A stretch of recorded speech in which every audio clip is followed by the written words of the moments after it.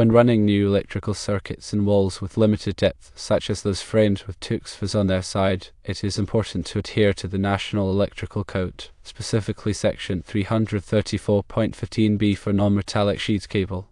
In situations where the cable is subject to physical damage, protection is required. One approach involves using metal conduit to protect the non-metallic cable. However, determining the correct conduit size and ensuring compliance with fill ratio requirements is crucial. There are generally two primary options for this type of situation. Firstly, consider using a listed cable assembly, which includes the conduit and conductors as a pre-engineered and approved system. These assemblies are designed to meet specific code requirements and eliminate the need for complex fill ratio calculations and ensure compliance with NEC 334.15b. Secondly, you can calculate the fill ratio if you choose to run non-metallic cable, such as 12/2, through a conduit. This requires a few steps to ensure that the conduit is not overfilled, which can lead to overheating and potential safety hazards. Conduit sizing is the first consideration. For 12/2 non-metallic cable, a 1/4-inch trade-size conduit, which has an inner diameter of 1.66 inches, is often selected as a starting point. Next is the fill ratio calculation. The fill ratio is a measure of how much of the conduit's cross-sectional area is occupied by the conductors and any other items within the conduit. The formula to calculate the fill ratio is the area of conductors plus the area of the conduit divided by the area of the conduit. The allowable fill ratio should be considered as well. According to NEC 310.16a, for conduits that are not exceeding 24 inches in length, the maximum allowable fill ratio is 40%.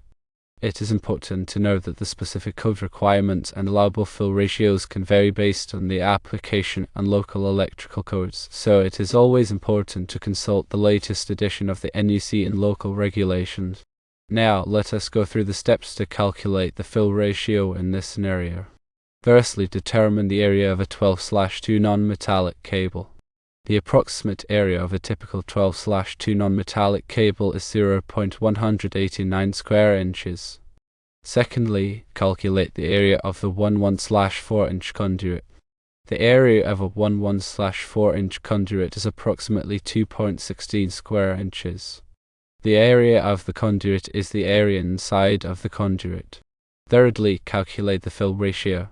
Using the fill ratio formula mentioned earlier, fill ratio equals 0.189 plus 2.16 divided by 2.16. That result is 0.9954.